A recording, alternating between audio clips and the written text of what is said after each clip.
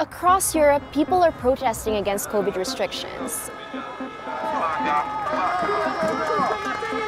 Lockdowns, curfews, masks, the list goes on. But in Denmark, hundreds took to the streets for a measure not yet implemented: vaccine passports.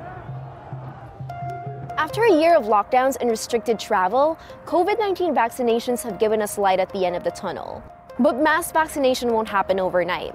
That's where vaccine passports could help. They're called a passport, but really they're just a certificate of vaccination. It could allow people to travel. It could also incentivize people to get the jab, since vaccination is not mandatory anywhere. So why are people against it? Right now, the official messaging on how valid or useful vaccine passports are is a little confusing.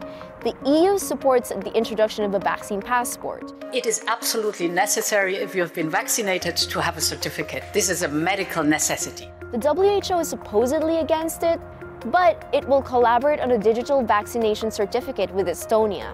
Regardless, vaccine passports are already becoming mainstream. In November, Qantas announced that they would only allow vaccinated passengers on board. But vaccine passports raise legitimate concerns. First, over their efficacy.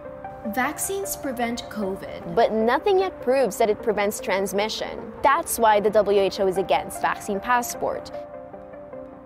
Also, it may create two kinds of citizens, with those vaccinated having the right to enter public spaces, and those who don't want to get the jab or simply can't have access to it, well, it would restrict their freedoms. Either you decide that it must be compulsory to be vaccinated, or you decide that it shouldn't be compulsory, but then you can't do something in between where it's not compulsory, but it becomes compulsory in order to access to a number of services. I think it's hypocritical.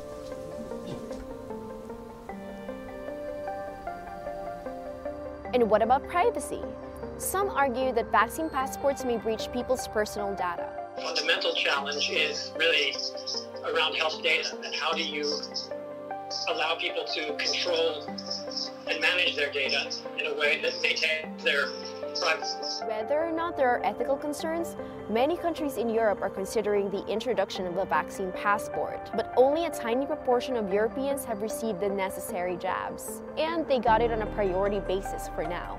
So if they become a reality, there's still a long way to go before many people can hold a vaccine passport, and an even longer time for the less developed countries, since many may not even get the vaccine until 2023 or 2024.